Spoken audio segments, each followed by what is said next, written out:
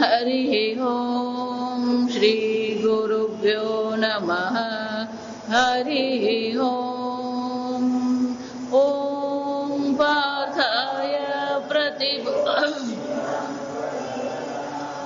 नारायणेन स्वयं व्यासेन ग्रथितां पुराणमुनिना मध्ये महाभारतम् अद्वैतामृतवर्षिणीं भगवतीम् अष्टादशाध्यायिनीम् अम्ब त्वामनुसन्दधामि भगवद्गीते भवद्वेषिणीम् यं ब्रह्मा वरुणेन्द्ररुद्रमरुतः स्तुन्वन्ति दिव्यैस्तवैः वेदैः साङ्गपदक्रमोपनिषदैः गायन्ति यं सामगाः ध्यानावस्थिततद्गतेन मनसा पश्यन्ति यं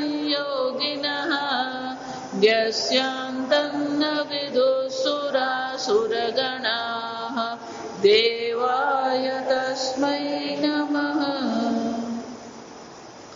ॐ सहना भवतु सहनौ भुनक्तु सह वीर्यं करवावहै तेजस्विनावधीतमस्तु मा विद्विषावहै।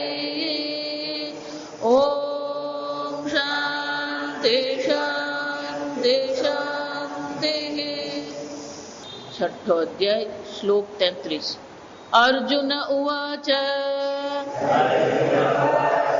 योऽयं योगस्त्वया प्रोक्तः साम्येन मधुसूदन एतस्याहं न पश्यामि चञ्चलत्वात् स्थितिं स्थिराम् चञ्चलं हि मनः कृष्ण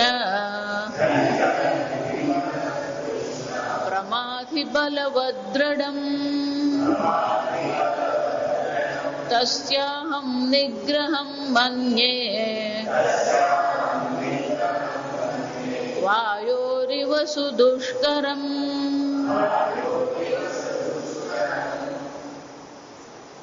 ભગવાને બ્રહ્મ જ્ઞાન નિષ્ઠાની ચર્ચા કરી અને બ્રહ્મ કેવું છે સમમ. આગળ બે વાર ભગવાન કહી સમલોષ્ઠાસ્મ કાંચન સર્વત્ર સમદર્શન. સર્વત્ર એ સમબ્રહ્મના દર્શન કરનારો છે. એનો અર્થ શું થયો? એ ધ્યાન કરે છે ત્યારે પણ એ બ્રહ્મનું ચિંતન કરે છે, જ્યારે આંખ ખોલીને વ્યવહાર કરે છે ત્યારે પણ એ શું છે? એ બ્રહ્મ ચિંતન જ કરે છે. સર્વત્ર એ બ્રહ્મના દર્શન કરી રહ્યો. આમ જયારે ભગવાને કહ્યું, અને ભગવાને કહ્યું કે આ પ્રકારની જયારે જેની બ્રહ્મની સ્થિતિ થઈ જાય, સુખમ વા યદિ વા દુઃખમ, કોઈ પણ પ્રકારે કેવો છે? અહિંસક છે, એ જ્ઞાનમાં નિષ્ઠ છે. એટલે અર્જુન પ્રશ્ન પૂછે છે યોયમ યોગસ્ત્વયા પ્રોક્તઃ. જો આ અર્જુનનો પ્રશ્ન આપણો પ્રશ્ન સમજો. એતસ્ય યથોક્તસ્ય સમ્યક દર્શન લક્ષણસ્ય યોગસ્ય. કે ભગવાન આ સમ્યક દર્શન યોગ જે તમે ચર્ચા કરી, એ યોગ કેવો છે? દુઃખ સંપાદ્યતામ. બહુ દુઃખ સંપાદ્ય એટલે કે બહુ અઘરું છે ભગવાન, કઠિન છે. એનું સંપાદન કરવું અત્યંત કઠિન છે. આ લક્ષ્ય શુશ્રુષુ ધ્રુવમ તત્પ્રાપ્તિ ઉપાયમ. અને એટલા માટે આમ ધ્યાન કરવા માટે, આ બ્રહ્મ જ્ઞાનમાં નિષ્ઠા મેળવવા માટે ઉપાયને પૂછવા માટે થઈને ઉપાયનું શ્રવણ કરવાની દ્રષ્ટિએ અર્જુન આ પ્રશ્ન પૂછી રહ્યો છે કે હે ભગવાન, તમે જે યોગની ચર્ચા કરી, સામ્યેન મધુસૂદન. આ યોગ કેવો છે? સામ્યેન સર્વત્ર. જો આ બહુ સમજવાની વસ્તુ છે. જડ હોય કે ચેતન હોય, સર્વમાં સચ્ચિદાનંદ બ્રહ્મ તો કેવું છે? સમમ બ્રહ્મ, એક સમાન છે.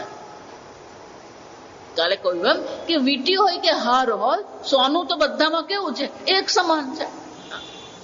એવું નથી કે વીટીમાં 22 કેરેટ હોય ને પેલા હારમાં 24 કેરેટ થઈ જાય અને બંગડી બનાવે એટલે 18 કેરેટ સોનું થઈ જાય, એવું છે જ. 22 કેરેટ સોનું એમ કહીએ તો પછી એ સોનું શું છે? 22 કેરેટ જ છે. એટલે અર્જુન કહી રહ્યો છે કે ભગવાન આ અનેક પ્રકારની ઉપાધિઓ છે, અનેક પ્રકારના ભોગ છે, અનેક પ્રકારના લોકો છે, તો એમાં તમે આ સામ્ય અને આ સમત્વમ જે તમે ચર્ચા કરો છો એ તો ભગવાન શક્ય જ નથી. જો વિચાર, જળ સાથેનો આપણો વ્યવહાર, ચેતન સાથેનો આપણો વ્યવહાર, સામે કૂતરું હોય, બિલાડી હોય, તો બધામાં એ સમબ્રહ્મના દર્શન કરવા તો ભગવાન કેવા અગ્રજ છે.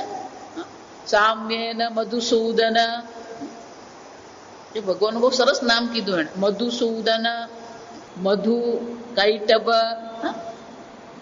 સૂદન એટલે સુદયતી, જેને મધુ નામના રાક્ષસને શું કર્યું છે? નાશ કર્યો છે. ખરેખર 2 રાક્ષસ છે, મધુ અને કૈટબ. મધુ એટલે આપણા રાગ અને કૈટબ એટલે કડવું. કૈટબ એટલે કડવું, દ્વેષ. ભગવાન એ છે આપણા અંતઃકરણમાં આવીને આપણા અંતઃકરણમાં રહેલા રાગ અને દ્વેષનો શું કરે છે? નાશ કરનાર છે. આ મધુ કૈટબની તમે કથા સાંભળો, બહુ મજાની છે કે મધુ કૈટબ ઉત્પન્ન ક્યાંથી થયા. તો ઘણી વાર આપણને થાય આ પુરાણો બધી કથા બહુ મજાની હોય, તો કે આ મધુ કૈટબ ઉત્પન્ન ક્યાંથી થયા? તો કે જે વિરાટ પરમાત્મા વિષ્ણુ ભગવાન છે, તો કે વિરાટ પરમાત્મા જે છે એમની કર્ણેન્દ્રિયમાંથી આ મધુ અને કૈટબ ઉત્પન્ન થયા. અને મધુ અને કૈટબ એટલા બળવાન હતા કે ભગવાન સાથે પણ એમણે વર્ષો, હજારો વર્ષો સુધી વિષ્ણુ ભગવાન અને મધુ કૈટબને શું થતું રહ્યું? આકાશમાં પેલું યુદ્ધ થતું રહ્યું. મધુ કૈટબ પણ નહીં હારે, ભગવાન પણ નહીં હારે. ત્યારે ભગવાને સ્વયં જ કીધું કે તમને મારવાનો ઉપાય શું? તો કે કાનમાંથી, કર્ણેન્દ્રિયમાંથી જન્મ્યા. આપણા બધા રાગ દ્વેષ છે પણ ક્યાંથી જન્મે છે? તું સાંભળીને જ આવે. જો હંમેશા, એટલે વારંવાર કોઈના પણ માટે કોઈ પણ પ્રકારનો અભિપ્રાય બાંધવાનો જ નહીં.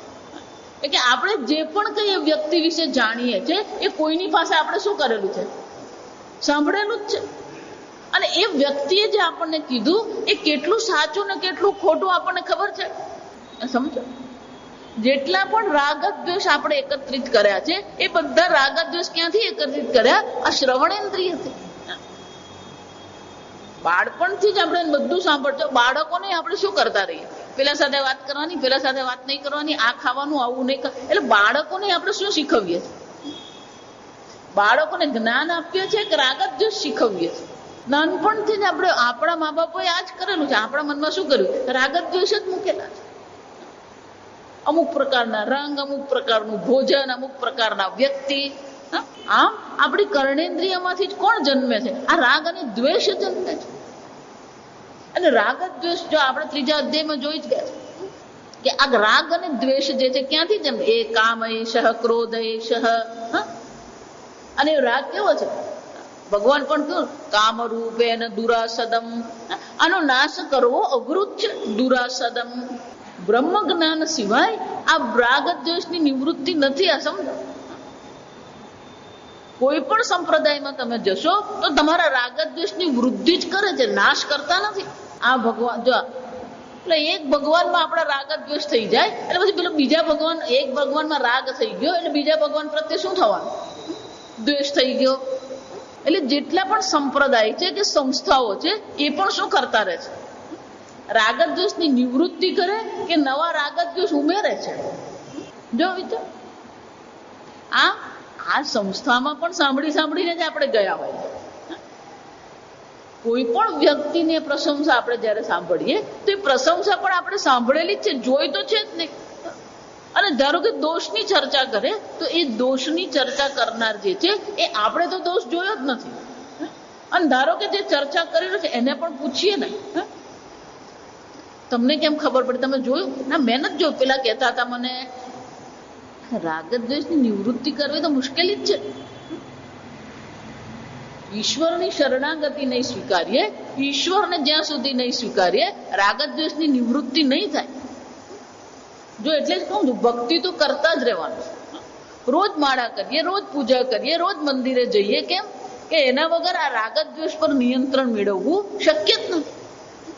રાગ દ્વેષ પર નિયંત્રણ મેળવવાના બે જ ઉપાય છે. પોતાના કર્તવ્ય કર્મનું પાલન કરીએ અને ભગવાનની ભક્તિ કરીએ. આ કર્તવ્ય કર્મનું પાલન કરે છે આપોઆપ જ રાગ દ્વેષ શું થઈ જાય? સવારે ઉઠે ત્યાંથી જ કર્તવ્યનું પાલન કરવાનું હોય, આપણા રાગ દ્વેષની નિવૃત્તિ જ થઈ જાય.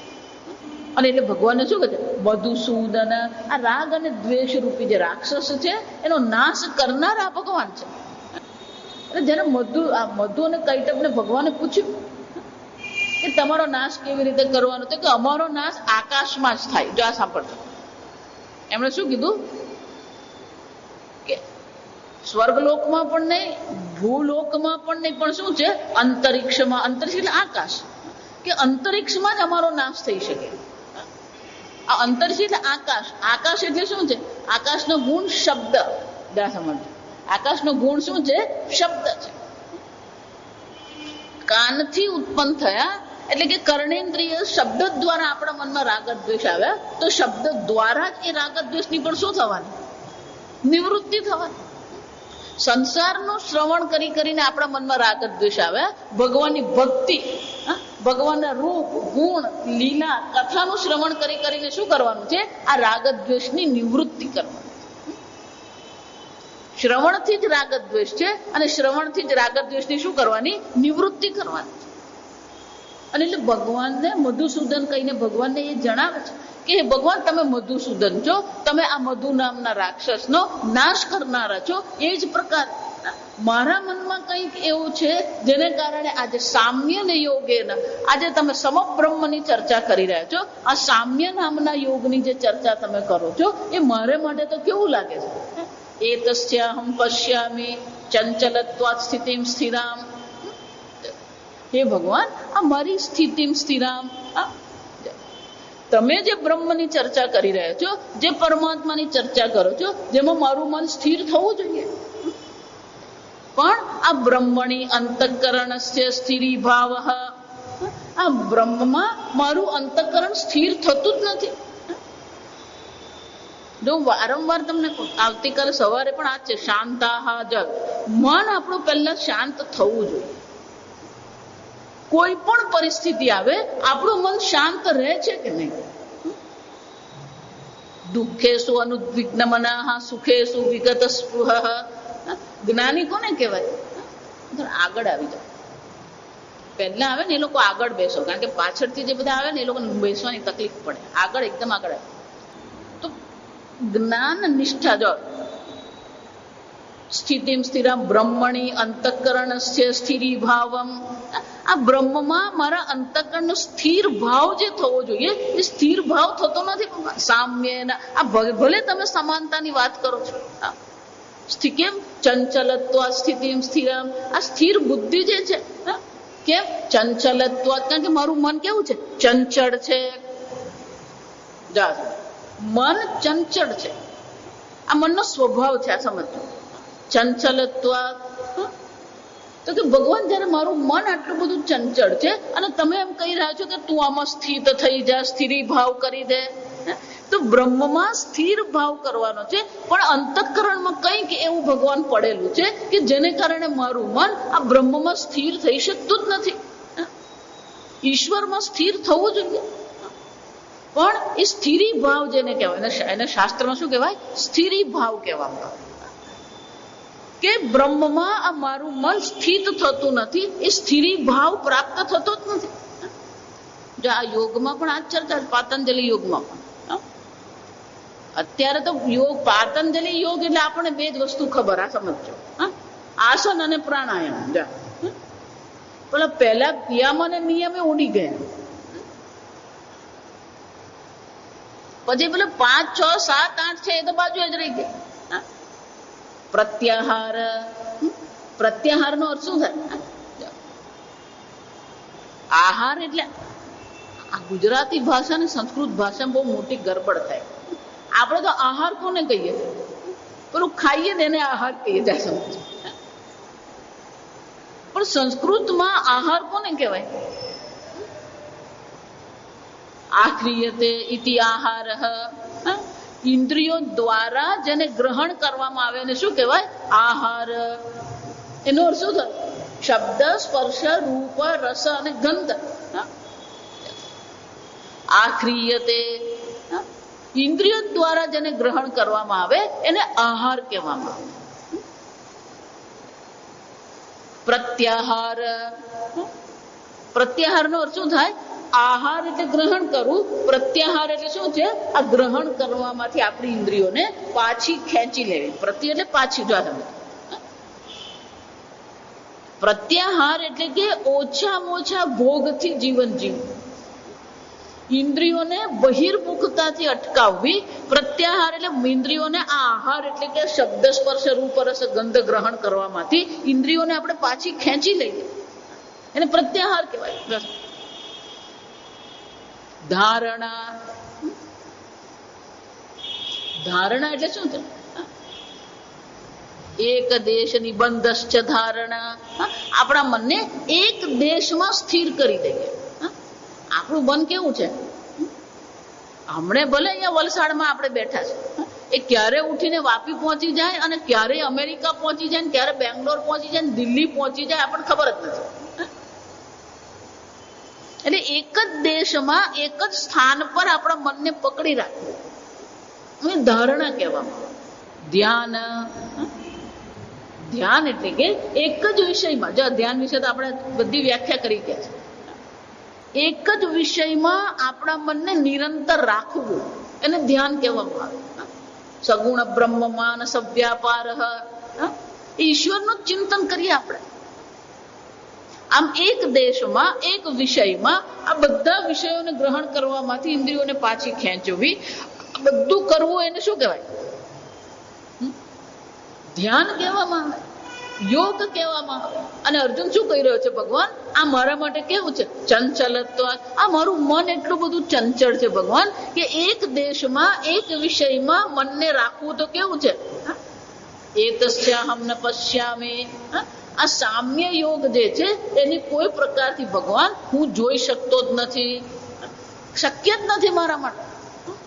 જો વિચાર, આપણી બધાની બુદ્ધિમાં પણ આ જ મુશ્કેલી છે કે એક વિષય પર લાંબો વખત આપણે ચિંતન કરી શકતા નથી.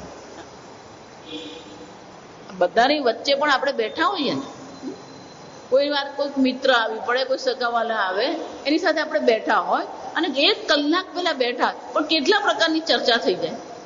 એક જ વિષય પર ચર્ચા કરી શકીએ આપણે? મન તો ક્યાંથી ક્યાં કૂદતું હોય. મહારાજશ્રી એટલા માટે બહુ સરસ કહેવાય, જો સાવધાન હૈ વહી સાધક હૈ. સાવધાન એટલે આ બહારની દ્રષ્ટિએ સાવધાન નહીં, જો સમજ. પણ આપણા મનમાં કેવા કેવા વિચારો ઉઠી રહ્યા છે, આપણા મનમાં કેવી કેવી ઈચ્છાઓ ઉઠે છે, એના પ્રત્યે આપણે શું થઈએ? સાવધાન બની જઈએ. આપણા મનના વિચારો પ્રત્યે, મનની ઈચ્છાઓ પ્રત્યે આપણા મનમાં શું હોવું જોઈએ? સાવધાન તો હોવી જોઈએ.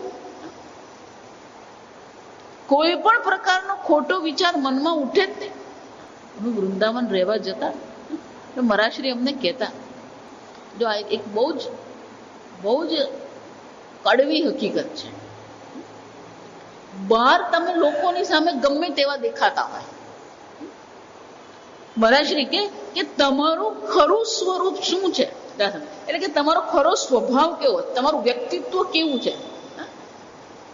એ તમારું વ્યક્તિત્વ, તમારો સ્વભાવ, તમારી પ્રકૃતિને જાણવી હોય ને તો એને માટેનો ઉપાય એક જ છે, તમારું સ્વપ્ન. તમે સ્વપ્નમાં જયારે જુઓ ત્યારે સ્વપ્નમાં તમારી ઉપાધિ છે. જો ધારો કે તમે હિમાલય ગયા, જાત્રાએ ગયા, તો જાત્રાએ ગયા તો ત્યાં શું થવાનું? આ ઉપાધિ તો અહીંયા સુઈ ગયેલી છે, એટલે ત્યાં શું થવાની? તમારી નવી ઉપાધિ બનવાની. ત્યાં તમારું શરીર છે, તમારું મન છે, તમારી ઇન્દ્રિય છે, અને તમે બસમાં બેઠા છો, બીજા બધા મિત્ર મંડળ છે, બધા શું થઈ રહ્યા છે? બસમાં જઈ રહ્યા છીએ. મહારાજશ્રી કે એ સ્વપ્નમાં તમે પોતાને કઈ રીતે જુઓ છો, એ તમારું વ્યક્તિત્વ. જો આ વિચારી, તમે એમ કહો છો કે હું સાધક છું, તો તો સ્વપ્નમાં તમે પોતાને સાધક તરીકે જુઓ છો? આજે રાત્રે સ્વપ્ન આવે ને, માતાજી અમને સ્વપ્ન યાદ રહેતું જ નથી. તમે જુઓ સ્વપ્નમાં તમે પોતાને કઈ રીતે જુઓ છો? સ્વપ્નમાં તમે પોતાને પ્રસન્ન જુઓ છો? સ્વપ્નમાં તમે પોતાને દુઃખી જુઓ છો? તમે માનો કે હું મોટો ભક્ત છું, તો સ્વપ્નમાં તમે પોતાને ભક્ત તરીકે જોયા? એટલે મેં કીધું કડવી હકીકત છે, અને કોઈને કહેવાની જરૂર નથી. આ આપણા પોતાના માટે છે. એટલે મહારાજશ્રી હું કહેતા, ત્યાં અનેક સાધુઓ ત્યાં આવતા અને બધા સાધુઓ સાથે ચિંતન ચાલતા. મહારાજશ્રી હંમેશા કહેતા કે જો તમે સાધુ બની ગયા પણ સ્વપ્નમાં તમે પોતાને સાધુ તરીકે જુઓ છો તો તમે સાધુ. સ્વપ્નમાં તો આપણે પોતાને કંઈક ભલી ભલી રીતે જોતા હોઈએ છીએ. જ્યાં સુધી માનસિક રીતે આપણે એક સાવધાન વ્યક્તિ નહીં બનીએ ત્યાં સુધી આ સાધક બનવું પણ અઘરું છે. કેમ? ચંચલત્વાત. કારણ કે મન કેવું છે? ચંચળ છે. અર્જુન સ્વયં કારણ આપી રહ્યો છે ચંચલત્વાત, એટલે કે આ મન મારું ચંચલ હોવાને કારણે, આ મનની જે ચંચલતા જે છે એ મનની ચંચલતાને કારણે આ સામ્ય યોગ તમે ભગવાન જે કહી રહ્યા છો એ મારા માટે કેવો છે? અઘરો જ છે. અને એને કારણે સ્થિતિમ સ્થિરામ, આ બ્રહ્મમાં મારી સ્થિર સ્થિતિ થવી જોઈએ, સ્થિરી ભાવ થવો જોઈએ, એ થઈ શકતો નથી. અને એટલે અર્જુન આગળ કહે છે ચંચલમ હિ મન કૃષ્ણ. હે ભગવાન, આ મારું મન કેવું છે? ચંચળ છે. ચંચળ એટલે કે એક વિષય પરથી બીજા વિષય પર કૂદતા રહેવું. એટલે શંકરાચાર્યજી કહે છે ચંચલમ હિ મન કૃષ્ણ. હે કૃષ્ણ, આ મારું મન ચંચળ છે. એટલે અર્જુને પેલો કૃષ્ણ શબ્દ વાપર્યો. સંબોધન, ભગવાને સંબોધન કરતા શું કીધું? હે કૃષ્ણ, મારું મન ચંચળ છે. હિ એટલે કારણ કે ચંચલમ હિ મન કૃષ્ણ. એટલે શંકરાચાર્યજી આ કૃષ્ણ શબ્દની વ્યાખ્યા આપણને આપે છે. કૃષતે હે વિલેખનાર્થસ્ય રૂપમ ભક્તજન પાપાદિ દોષ આકર્ષણાત કૃષ્ણ. કે ભગવાન કૃષ્ણ કોણ છે? કૃષે હે, કૃષતે હે. આ કૃષ જે ધાતુ જે છે, કર્ષતિ આકર્ષતિ ઇતિ કૃષ્ણ, જે સર્વના મનને આકર્ષિત કરે ને શું કહેવાય? કૃષ્ણ. જો વિચારી જોજો, કોઈ મંદિરમાં જાઓ ને અને બધા જાત જાતના ભગવાનો હોય ત્યાં, પણ કૃષ્ણ ભગવાન પર તમારી દ્રષ્ટિ શું થવાની? સરસ મજાના ભગવાને શણગાર્યા હોય અને તરત તમારું મન ક્યાં જાય? પણ કૃષ્ણ પર પડે જ. આ ભગવાનનો સ્વભાવ છે. ભગવાન આનંદ સ્વરૂપ છે. એ બધાના મનને શું કરે છે? આકર્ષિત કરનાર છે. શંકરાચાર્યજી કહે છે આકર્ષિત તો કરે છે. આ એક અર્થ છે ધાતુનો. એક અર્થ શું છે? કર્ષતિ આકર્ષતિ, તે બધાને આકર્ષિત કરે. અહીં શંકરાચાર્યજી એક બીજી સરસ વ્યાખ્યા આપે છે. આ કૃષ ધાતુ પરથી શું બને? કૃષિ. કૃષિ એટલે શું છે? ખેતરમાં જે ખેડીએ ને કૃષિ કહેવાય. એટલે શંકરાચાર્યજી કહે છે કૃષતે હે લેખનાર્થસ્ય. ખેતરમાં પેલું ખેડવામાં આવે એને વિલેખન કહેવામાં આવે. સંસ્કૃતમાં એને શું કહેવાય? વિલેખન. તો કે આ ભગવાન શું કરે? જો આ જે લોકો ખેતરમાં ગયા ને એને ખબર હોય, ખેડવા પાછળ બે કારણ હોય. કોઈ પણ પાક આપણે કરવો હોય તો પાક કરતા પહેલા ખેતરને શું કરવાનું હોય? ખેડવામાં આવે. એ ખેડવામાં બે કારણ હોય. પહેલું તો જયારે આપણે એને ખેડીએ તો અંદર જે પણ કઈ કાકરા કે પછી ઘાસના જે પેલા મૂળ હોય એ બધા શું થઈ જાય? કચરો જે હોય, કાંકરા હોય, બધાને શું કરવાનું હોય? એને કાઢવાનું હોય. પેલા ઘાસ જે હોય ને, આમ ઉપરથી તમે ઘાસ તોડી નાખો, પણ અંદર જો એના મૂળ રહી ગયા તો એ ઘાસ શું કરવાનું? ઉગે. એટલે જ્યાં સુધી મૂળથી પેલા ઘાસને તમે ઉખેડો નહીં ત્યાં સુધી પેલું ઘાસ નીકળે નહીં ખેતરમાં. અને જો ઘાસ અંદર રહી જાય તો આપણે જે પણ ખાતર નાખીએ એ ખાતર પેલું ઘાસ ખાઈ જાય તો આપણો અનાજ જે છે એને શું થવાનું? ખાતર મળે નહીં. એટલે પહેલું તો ખેતરને જ્યારે ખેડવામાં આવે ત્યારે ખેડવાને કારણે શું થવાનું, અંદર જે પણ કાંકરા છે, પથ્થર છે, આવા ખાલી ઘાસ જ નહીં, આ સમજો, એને ખડ કહીએ આપણે ગુજરાતીમાં. એને શું કહેવામાં આવે? ખડ એટલે કે નકામું જે પણ કઈ વનસ્પતિઓ હોય બધી, એ બધી વનસ્પતિઓના મૂળ સહિત શું કરવું પડે? એને કાઢી નાખવું પડે. આમ પહેલું કામ ખેડવાનું એટલા માટે છે કે ખેતરને આપણે પાક રોપવા માટે શું કરીએ? યોગ્ય બનાવીએ. બીજું કે જમીન બહુ કડક થઈ ગયેલી હોય તો જ્યારે આપણે એને ખેડીએ, એટલે ખેડવાને કારણે અંદર હવા જાય, એને ઓક્સિજનેશન કહેવાય. અંદર જમીનમાં પણ પેલો પ્રાણવાયુ હોવો જોઈએ, મૂળિયાને પણ શું મળવું જોઈએ? પ્રાણ મળવા જોઈએ. એટલે શંકરાચાર્ય કહે છે કૃષતે હે વિલેખનાર્થ. આ કૃષ અર્થ જે છે, આ કૃષ ધાતુ જે છે એ શું થાય? ખેડવું, વિલેખનાર્થમ. પણ એ ખેડીને ભગવાન શું કરી રહ્યા છે? વિલેખનાર્થસ્ય રૂપમ. આ ભગવાનનું રૂપ એવું છે કે આપણા મનની જે, અને જો યોગમાં અનેક પ્રકારના શબ્દો છે. આ મન માટે પણ મનોભૂમિ એવું કહેવામાં આવે. મનોભૂમિ એટલે શું છે? આપણું મન રૂપી જે ભૂમિ છે એમાં ખેડવાનું કામ કોણ કરે છે? આ કૃષ્ણ ભગવાન ખેડવાનું કામ કરે. એ ભગવાનનું રૂપ જ એવું છે કે આપણા મનનું શું કરે? એ ખેડાણ કરતું રહે. અને ખેડાણ કરીને શું કરે? ભક્તજન પાપાદિ દોષ આકર્ષણાત કૃષ્ણ. અને આ ભક્તજન જે છે એને મનોભૂમિ પર જેટલા પણ પાપાદિ જે દોષ છે, રાગ છે, દ્વેષ છે, આ બધાનું શું કરે છે? અપકર્ષણાત. અપકર્ષણ એટલે કે એને ખેંચીને કાઢી નાખવું. શંકરાચાર્યજી કહે છે આ કૃષ્ણ ભગવાન જે છે એ અર્જુને બરાબર શબ્દ વાપરે સંબોધનમાં. કેમ? અત્યારે જયારે આપણા મનને સ્થિર કરવું છે, આપણા મનમાં જે આપણા રાગ દ્વેષ જે છે, આપણા મનના જે સ્વભાવ છે, જે આપણને બહિર્મુખ બનાવે છે, અન્ય વિષયનું ચિંતન કરાવનાર છે, તો એ બધા જે પાપાદી જે દોષ છે, એ દોષની નિવૃત્તિ માટે કોણ ઉપયોગી થશે? આ કૃષ્ણ ભગવાન આપણને ઉપયોગી થાય છે. અને એટલે શંકરાચાર્યજી કહે છે ભક્તજન પાપાદિ. આ ભક્તજન જે છે, જો બધાનું નહીં, જો સમજો ભક્તજન. કેમ ભક્તજન? એક ભાઈને મહાત્મા એવું કીધું કે ભગવાન સર્વવ્યાપી છે, ભગવાન સર્વત્ર છે. તો કે ભગવાન સર્વત્ર જો હોય તો પછી ભગવાન બધાનું કલ્યાણ કેમ કરતો નથી? મારા મનમાં પણ કોણ છે? ભગવાન છે. તો ભગવાને શું કરવું જોઈએ? બધાનું જ કલ્યાણ કરવું જોઈએ. આગળ બધી ચર્ચા, આ 7મો અધ્યાય શરૂ થશે ને એટલે બધી ભક્તિની ચર્ચા શરૂ છે. ત્યાં પણ આ બધા પ્રશ્ન આવશે. પેલો એક જણ કે મારે ભગવાન પાસે શું કામ માંગવું? કેમ? ભગવાન મારા હૃદયમાં બેઠો છે, એને તો ખબર જ છે મને શું જોઈએ છે, એને આપી દેવાનું હોય, મારે માંગવાની શું જરૂર? ભગવાન તો સર્વવ્યાપી છે જ, પણ એ સર્વવ્યાપી ભગવાન તમારા મનમાં છે ખરો?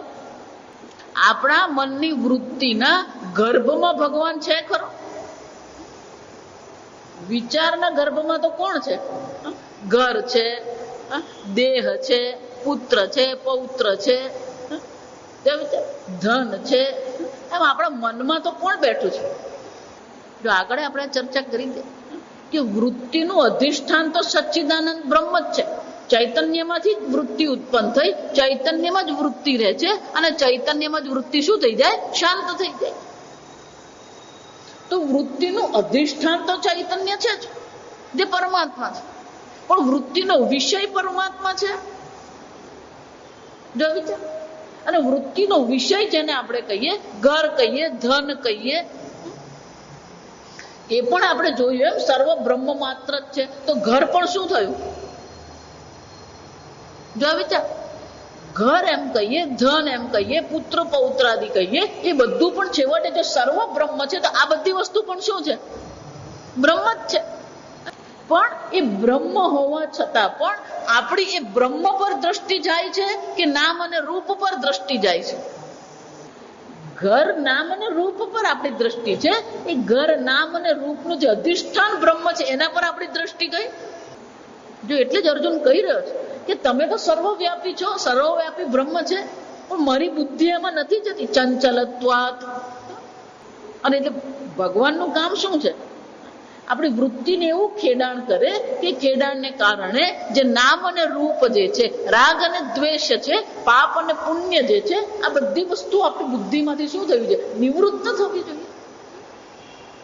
આમ ભગવાન ખેડાણ કરીને અપકર્ષણાત, અપકર્ષણ એટલે બધાને ખેંચી લઈને નિવૃત્ત કરી આપે છે.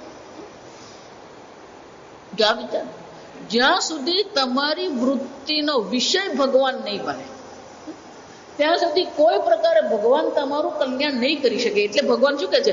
ભક્તજન. શંકરાચાર્ય શું કહે છે? ભક્તજન છે. જે ભક્ત છે, જેની વૃત્તિનો વિષય ભગવાન છે, એના મનનું ભગવાન ખેડાણ કરે છે. બધાના મનનું ખેડાણ ભગવાન કરતા નથી. જ્યાં સુધી તમારા મનમાં ભગવાન પ્રવેશે નહીં ત્યાં સુધી ભગવાન પર તમારું કલ્યાણ કરી શકે એમ છે જ નહીં. પણ મનમાં ભગવાનને પ્રવેશ કરાવવો એ કોની જવાબદારી છે? તમારા મનમાં ભગવાનનો પ્રવેશ કરાવવો એ જવાબદારી તમારી છે. અને એટલે શંકરાચાર્યજી અહીંયા કહે છે કે બધાના મનનું ભગવાન ખેડાણ કરતા નથી. જેના મનમાં ભગવાન છે, જો અહીંયા ભગવાન એટલે એટલા માટે હું ભગવાન શબ્દ વાપરું છું કે ફક્ત કૃષ્ણ શબ્દ વાપરવાનો નથી, આ સમજો. પછી દેવી સ્વરૂપે પણ ભગવાન હોય, હનુમાન સ્વરૂપે પણ ભગવાન હોય, કોઈ પણ સ્વરૂપે હોય. કેટલાક લોકો આ કૃષ્ણને એવા પકડીને બેઠા છે ને વગર મફતના. જો આ સમજો, આપણે ગુજરાતી ભાષામાં શું કહેવાય? પેલા વગર મફતના કૃષ્ણને પકડીને બેઠા છે. ના ના ના, કૃષ્ણની ભક્તિ કરવાની, બીજા કોઈ ભગવાન નહીં. કોણે કીધું અને ક્યાં કીધું? મને કહો. જો એટલે હું કૃષ્ણ શબ્દ જ નથી વાપરી, હું શું કહું છું? ભગવાન એમ કહું છું. જો આ સમજો, કોઈ પણ સ્વરૂપે ભગવાનનું રૂપ તમારા મનમાં હોય, ભગવાનનું નામ તમારા મનમાં હોય, ભગવાનની લીલા તમારા મનમાં હોય, ભગવાનની કથા તમારા મનમાં હોય. એટલા માટે પૃથુ મહારાજે પણ ભગવાનને જયારે વરદાન માંગવાનું કહ્યું ત્યારે શું કીધું?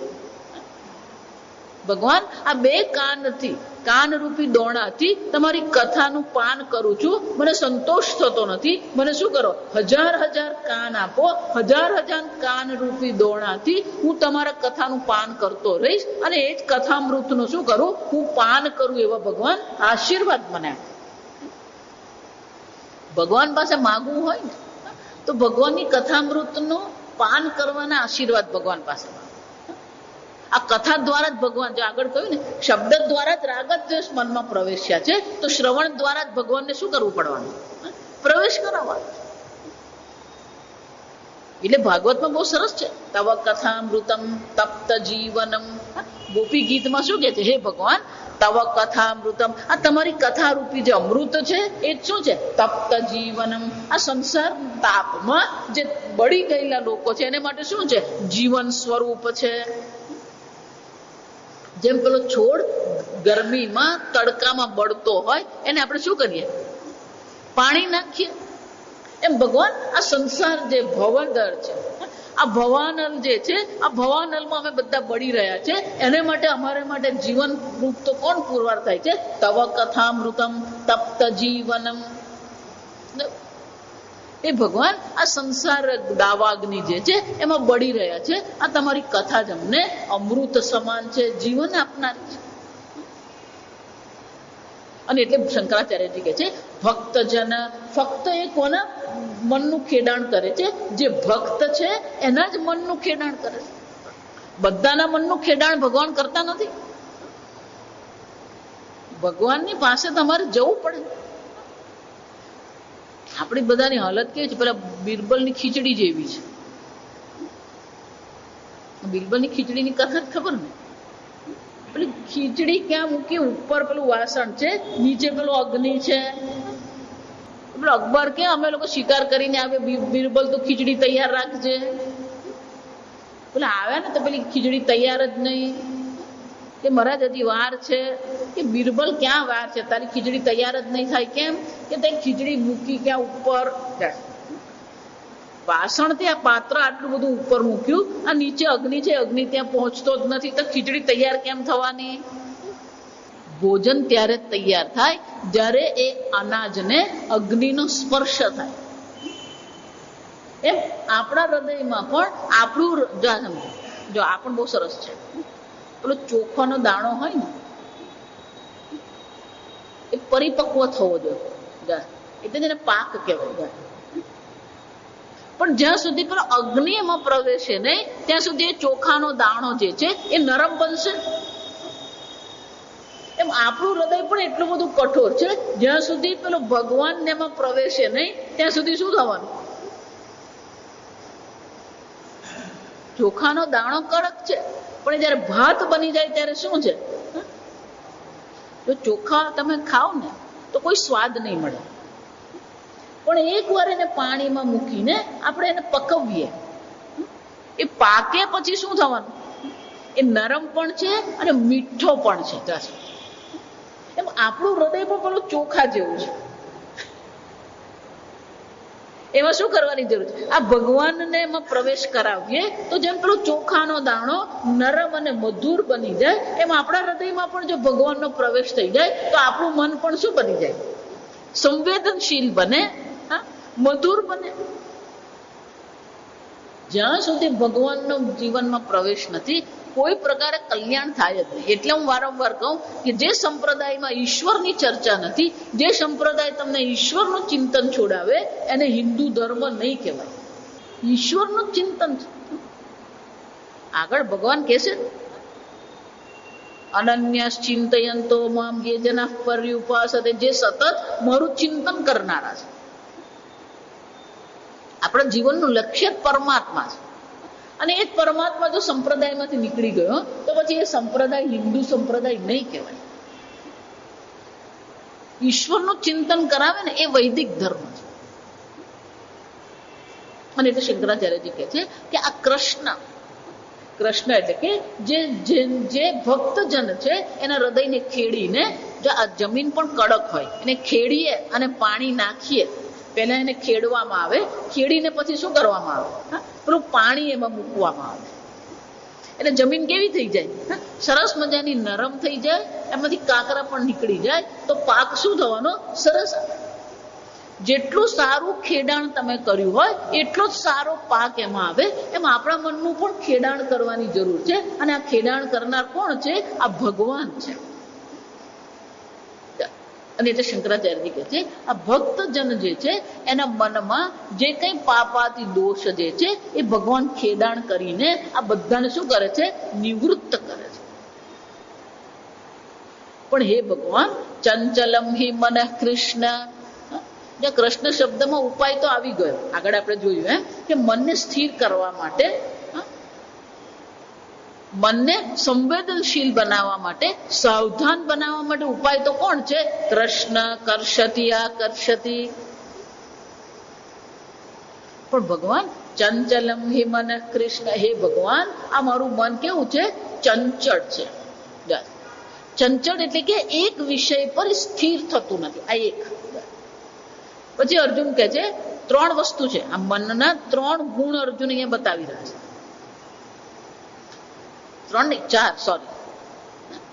ચંચલમ હિ મનઃ કૃષ્ણ, આ 4 ગુણ ભગવાન અર્જુન દર્શાવે છે. પહેલું છે મન ચંચળ છે. બીજું શું કહે છે? પ્રમાથી. એટલે શંકરાચાર્યજી કહે છે ન કેવલમ અત્યર્થમ ચંચલમ, ફક્ત અત્યંત ચંચળ છે એટલું જ નહીં, પણ મન કેવું છે? પ્રમાથી. પ્રમથશીલમ પ્રમથનાતિ શરીરમ ઇન્દ્રિયાણિ ચ વિક્ષપતિ પરિવશ્ય કરોતિ. આ મન કેવું છે? પ્રમાથી. પ્રમથનમ, આ પ્રમથન કરવું એટલે કે મંથન કરવું. આપણા શરીર ઇન્દ્રિય મનનું એવું મંથન કરી નાખે છે, અને મંથન કરીને એને બહિર્મુખ બનાવી દે છે, અંતર્મુખ એને બનવા દેતું. પ્રમાથી સતત એનું શું કરે છે? વિક્ષેપતિ. વિક્ષેપતિ એટલે કે એને વિક્ષેપ કરાવે. આપણે ગમે એટલું એને સ્થિર કરવાનો પ્રયત્ન કરીએ પણ એ શું થઈ જાય? જો આ વિક્ષેપ શબ્દ પણ સમજવાનો. વિક્ષેપમાં વી ઉપસર્ગ છે અને ક્ષિપ ધાતુ છે. અને ક્ષિપ ધાતુ ના થાય ફેંકવું. ક્ષિપનો અર્થ શું થાય? ફેંકવું. વિક્ષેપતિનો અર્થ શું થાય? વિક્ષેપતિ એટલે કે એ બળપૂર્વક શું કરે છે? બહાર ફેંકે છે. એટલે મનને એક વિષયમાં, બ્રહ્મમાં, ભગવાનમાં સ્થિર થવા દેતું નથી. એ મન શું થઈ જાય છે? પ્રમાથી આપણને શું કરે? આપણે વિશ્વનું ચિંતન કરવાનો પ્રયત્ન કરીએ છીએ, પણ આ પ્રમાથી મન આપણને શું કરે છે? વિક્ષપતિ, એ બહાર ફેંકી દે છે આપણને. આપણે ગમે એટલો પ્રયત્ન કરીએ પણ એ મન શું કરી નાખે છે? આપણે તો એવો પ્રયત્ન કરીએ હું ઈશ્વરનું ચિંતન કરું, પણ ઈશ્વરનું ચિંતન કરવા બેઠા અને મન એટલું બધું પ્રમાથી છે, આપણા મનનું એવું મંથન થઈ જાય છે કે મંથન થઈને મન શું થઈ જાય? વિક્ષિપતિ શરીર ઇન્દ્રિયાણી. આ ઇન્દ્રિય, શરીર, મન આ બધાને શું કરે છે? બહિર્મુખ બનાવે, બહાર ફેંકી દે છે. એનો અર્થ શું થાય? પરવશી કરોતી. હમણે સુખ અને દુઃખની વ્યાખ્યા છે. આત્મવશમ હિ સુખમ. સુખ કોને કહેવાય? આત્મવશમ હિ સુખમ, પરવશમ હિ દુઃખમ. તમારું મન, તમારી ઇન્દ્રિય, તમારું શરીર કેટલા તમારા વશમાં છે. આત્મવશ, આત્મા એટલે પોતાના વશમાં. ખરું સુખ એ છે આત્મવશમ હિ સુખમ.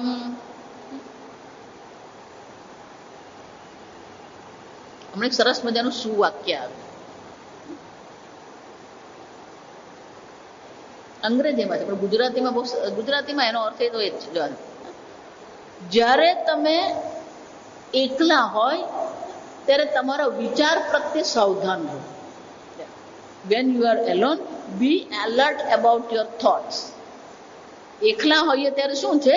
આપણા વિચાર પ્રત્યે આપણે સાવધાન બનીએ. When you are mid of the people, be aware of your words. લોકોની વચ્ચે હોઈએ ત્યારે આપણા શબ્દ પર આપણે નિયંત્રણ રાખીએ, શબ્દ પ્રત્યે સાવધાન રહીએ. અને એકલા હોઈએ ત્યારે શું છે? આપણા વિચાર પ્રત્યે આપણે સાવધાન રહીએ.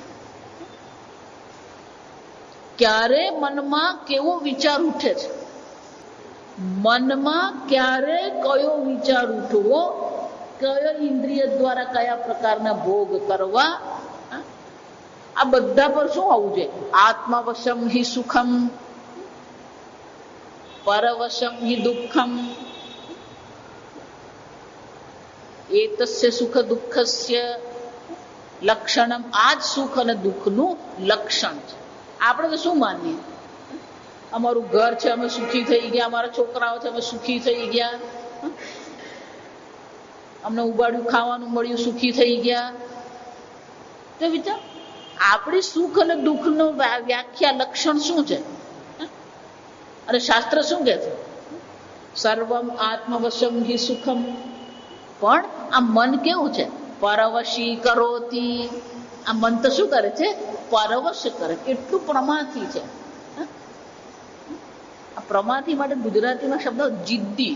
પ્રમાથીને શું કહેવાય? જિદ્દી. જિદ્દીનો અર્થ શું થાય? એ પોતાનું ધારેલું કરીને જ છોડે. એમ મન એટલું જિદ્દી છે ભગવાન, એ શું કરે છે? પરવશી કરોતી. બીજાના વશમાં આપણને કરી દે છે. બીજાના વશમાં થવું એનો અર્થ શું થયો? જા સમજો. કોઈ પણ વસ્તુ પ્રત્યે તમારું મન આકર્ષિત ક્યારે થશે? કોઈ પણ વિષયનું મન ચિંતન ક્યારે કરશે? અત્યારે ધારો કે હું તમને એમ કહું, તમારું મન કોમ્પ્યુટરનું ચિંતન કરે છે? તમારું મન મેકડોનાલ્ડનું ચિંતન કરે છે? જ્યાં સુધી તમારું મન એ વસ્તુમાં સુખ કે દુઃખ ન જુએ ત્યાં સુધી એનું ચિંતન નહીં કરે. વિચારી જોજો. જેટલા પણ વિષયોનું તમારું મન ચિંતન કરે છે, એ વિષય પ્રત્યે તમારા મનમાં ક્યાં તો સુખનો ભાવ છે અથવા દુઃખનો ભાવ છે, તો જ તમે એનું ચિંતન કરો. જે તમારો સુખનું કારણ છે અથવા જે તમારો દુઃખનું કારણ છે એનું ચિંતન તમે કરવાનું. સુખનું કારણ છે તો રાગ થવાનો, દુઃખનું કારણ છે તો શું થવાનું? દ્વેષ થવાનો. સમજો. પણ જે વિષય પ્રત્યે આપણા મનમાં રાગ પણ નથી, એટલે સુખ ભાવ નથી, અને દ્વેષ પણ નથી, એટલે દુઃખનો ભાવ નથી, એનું ચિંતન કરવાનું નહીં. એનો અર્થ શું થાય? જ્યાં સુધી તમે સુખ કે દુઃખ નહીં જુઓ ત્યાં સુધી એ વિષયનું ચિંતન થાય જ નહીં. અને વિષયનું ચિંતન થઈ રહ્યું છે એનો અર્થ શું થયો? એ વિષય પ્રત્યે ક્યાં તો સુખ, આપણે વિષયમાં સુખ જોઈએ છે અથવા વિષયમાં આપણે દુઃખ જોઈએ છે. સમજો બરાબર. જો એટલે જ કીધું સર્વમ આત્મવશમ હિ સુખમ, પોતાના વશમાં જો હશે તો એ સુખ છે. પણ આ મન તો કેવું છે, આપણને શું કરે છે, એટલું જિદ્દી છે કે બહાર આપણને સુખ દુઃખ બતાવે છે અને સુખ દુઃખમાં આપણને શું કરે છે, ઘસડી જાય છે પ્રમાથી. જો આગળ પણ આ શબ્દ આવી ગયો બીજા અધ્યાય, ઇન્દ્રિયાણી પ્રમાથી હરંતી પ્રસભમ મનઃ. આ ઇન્દ્રિયો જે છે એ એટલી જિદ્દી છે કે મનને વિષયમાં શું કરે છે, ઘસડી જાય છે. એનો અર્થ શું થાય? જ્યાં સુધી તમે સુખ કે દુઃખનો ભાવ નહીં કરો ત્યાં સુધી વિષયનું ચિંતન નહીં થાય. આ મને સુખી કરશે, આ મને દુઃખી કરશે, એ વિચાર જ છોડી દેવાનો. જ્યાં સુધી ઘરમાં તમને સુખનો ભાવ નથી ત્યાં સુધી ઘરનું ચિંતન નહીં થાય. જ્યાં સુધી વલસાડમાં સુખ દેખાતું નહીં હોય ત્યાં સુધી બોમ્બે ગયા પછી વલસાડનું ચિંતન નહીં થાય. જાય બોલો બોમ્બેમાં બેઠો બેઠો એ વલસાડનું ચિંતન કરતો હોય. કેમ? અમારું વલસાડ બહુ શાંત. 4 દિવસ મુંબઈ રહી આવે ને એટલો ગાંડો થઈ જાય. કેમ? અહીંયા એટલું શાંતિથી રહેવાનું. અને ત્યાં તો લોકો પણ શું કરે, જેને જો બધા દોડતા જ હોય. તો વલસાડમાં આપણે શું જોયું? સુખ અને શાંતિ. આમ આપણું મન જે છે એ આપણને શું કરે છે, પરવશી કરોતી, આ વિષયોમાં ઘસડી જાય છે પ્રમાથી. એટલે અર્જુન શું કે છે, ચંચલમ હિ મન કૃષ્ણ પ્રમાથી. આ મન પ્રમાથી છે. એ મારા ઇન્દ્રિય, મન, બુદ્ધિ બધાનું શું કરે છે, એ એવું મંથન કરી નાખે છે, એવું એને વિક્ષિપ્ત કરે છે કે બહાર ફેંકાઈ જાય. મંથન કરવું તો ખબર, આ બહેનોને ખાસ ખબર જાય. માખણ કાઢવું હોય તો શું કરવાનું હોય, પેલું મંથન કરવાનું. જ્યારે પણ પેલું માખણ કાઢવું હોય ને ત્યારે આપણે મંથન જે કરીએ ને, એ પાત્ર આપણે હંમેશા કેવું રાખીએ, ક્યાં તો ઊંડું હોય અથવા તો એનું મુખ કેવું હોય, સાંકડું હોય. ખુલ્લી તપેલીમાં માખણ નહીં ખરાઈ જાય. કેમ? ધારો કે મોટા મોડા વાળી મોટી તપેલીમાં તમે માખણ કરો શું થાય? વિક્ષપતિ. શું થઈ જાય? જેવું તમે મંથન શરૂ કરો એટલે છાશ જે હોય, દહીં જે હોય, મલાઈ હોય, બધું શું થાય? વિક્ષપતિ. બધું બહાર ફેંકાય જશે. આ તમને વિક્ષપતિ શબ્દ સમજાવવા માટે કબજો.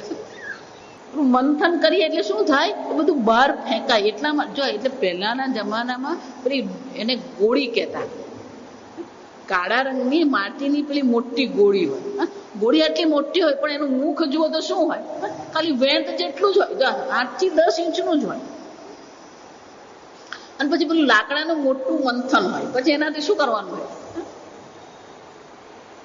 જેવું મંથન કરો એટલે શું થાય? એ બધું બહાર ફેંકાય. પણ પેલું સાંકડું મોડું હોય એટલે મંથન થાય ખરું, પણ એ બહાર નહીં ફેંકાય. જાય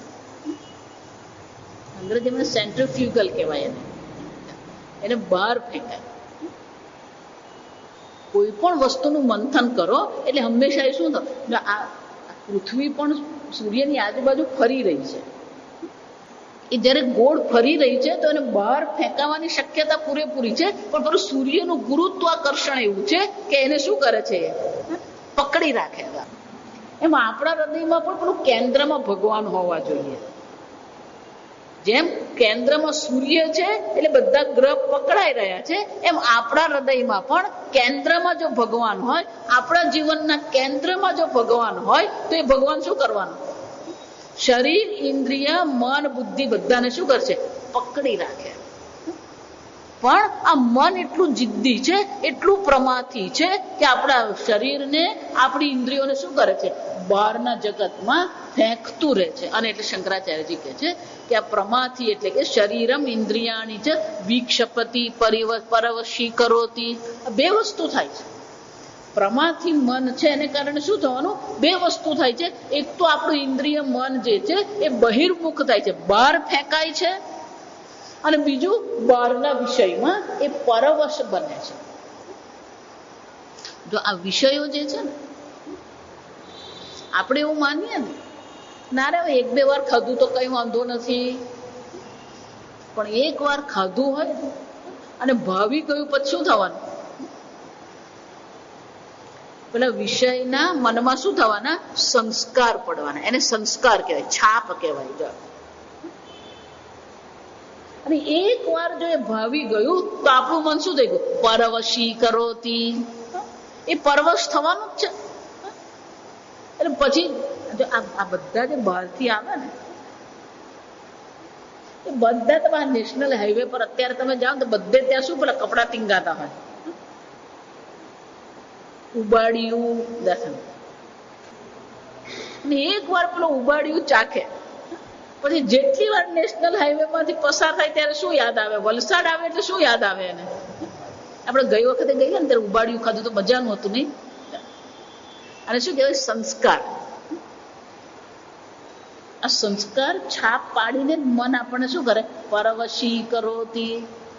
એટલે કે અર્જુન ભગવાનને કહી રહ્યો છે કે ભગવાન, મારું મન ચંચળ છે, મારું મન પ્રમાથી છે, અને તમે મને એમ કહી રહ્યા છો કે આ સમ બ્રહ્મનું તું ચિંતન કર, બ્રહ્મણી સ્થિરી ભાવ કુરુ.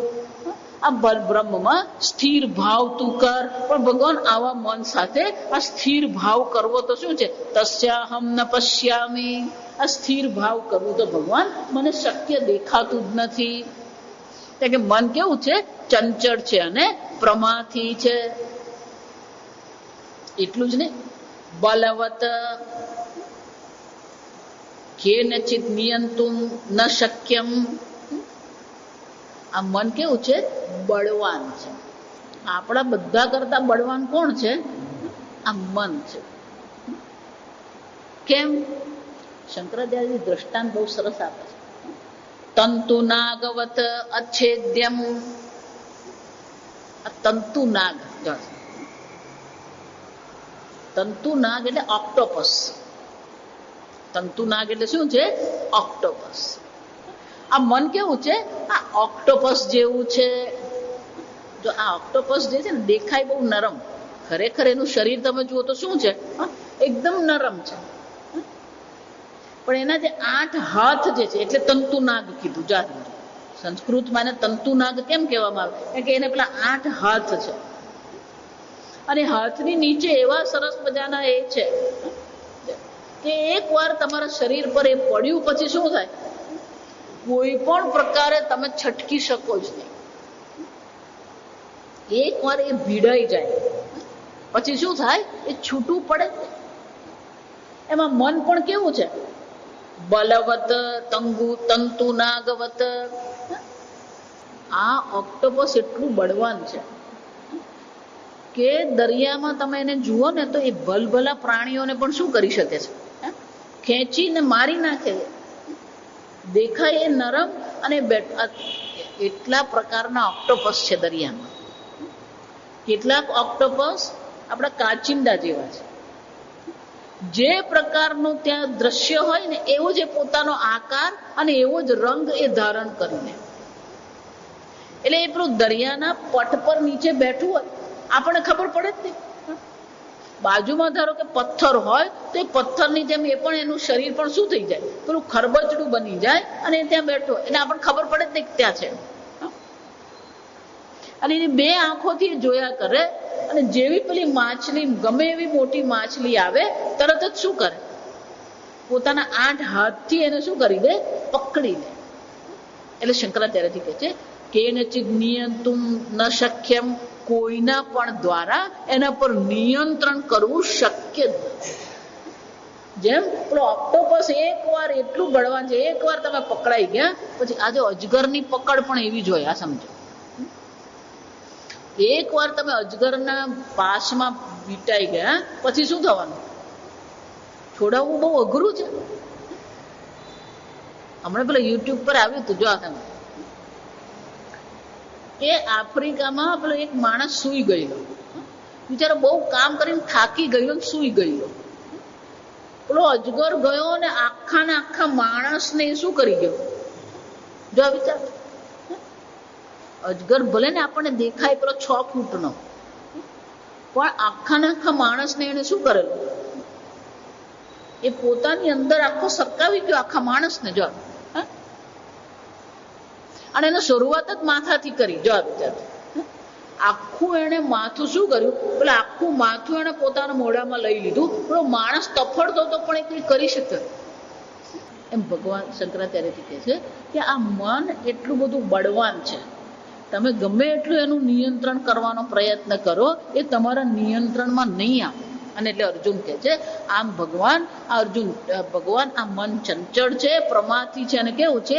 બલવત, બળવાન છે. એટલું જ નહીં, દ્રઢમ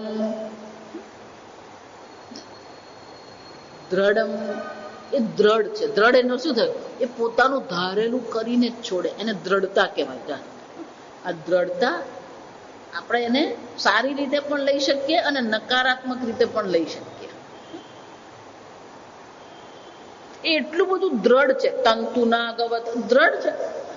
તમે ગમે એટલો પ્રયત્ન કરો, તમે ગમે એટલું એને પકડવાનો પ્રયત્ન કરો, પણ એની દ્રઢતા એટલી છે કે એની સામે તમે શું થઈ જાઓ? હારી જાઓ. તમે ગમે એટલા પ્રયત્ન કરો, પણ એ શું કરે છે? પોતાની દ્રઢતા, એટલે કે એને એકવાર નક્કી. જો આ એટલે જ કહું કે તમે જો વારંવાર એટલે કહું, ક્યારેય તમારા મન પર વિશ્વાસ નહીં કરતા. કે મન ક્યારે બદલાઈ જાય અને મનનો કયા સંસ્કાર જાગૃત થઈ જાય તમને ખબર જ નથી. આપણા મનમાં અનેક પ્રકારના વિષયના ભોગના શું પડેલા? સંસ્કાર પડેલા છે. અને કયો સંસ્કાર ક્યારે જાગૃત થાય આપણને ખબર જ નથી. અને આ જન્મમાં ને પૂર્વ જન્મમાં પણ શું છે? પૂર્વ જન્મમાં પણ અનેક પ્રકારના ભોગ કરીને આપણે આવ્યા છે, અને એ ભોગના સંસ્કાર આપણા મનમાં પડેલા છે. અને એ મન ગમે ત્યારે શું કરી શકે?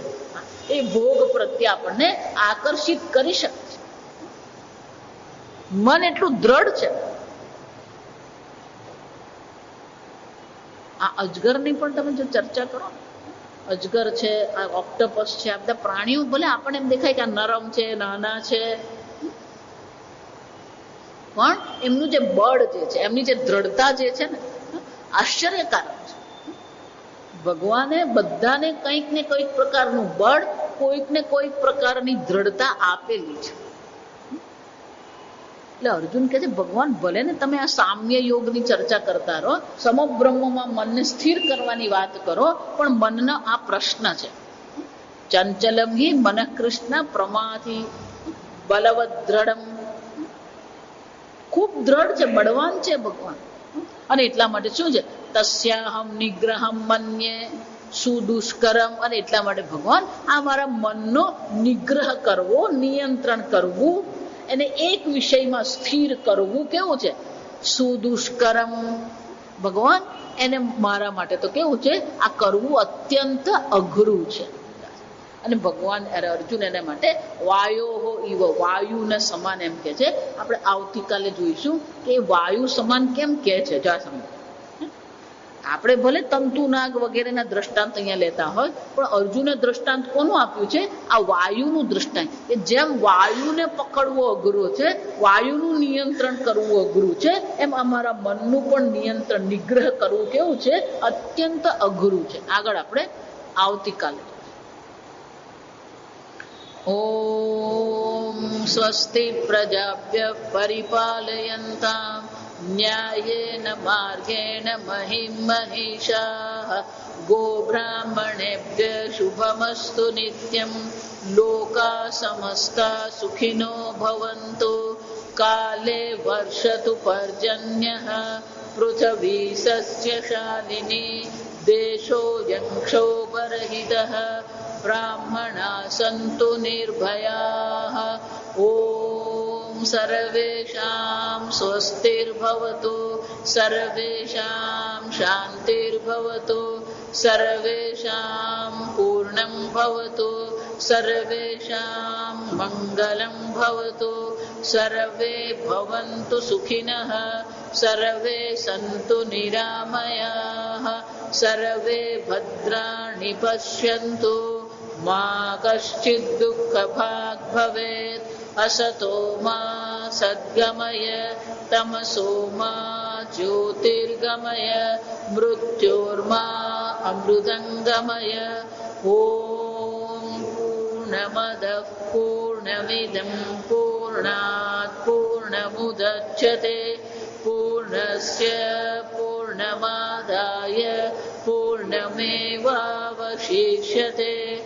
ॐ शान्ति शान्ति शान्तिः। हरिः ॐ। श्री गुरुभ्यो नमः। हरिः ॐ।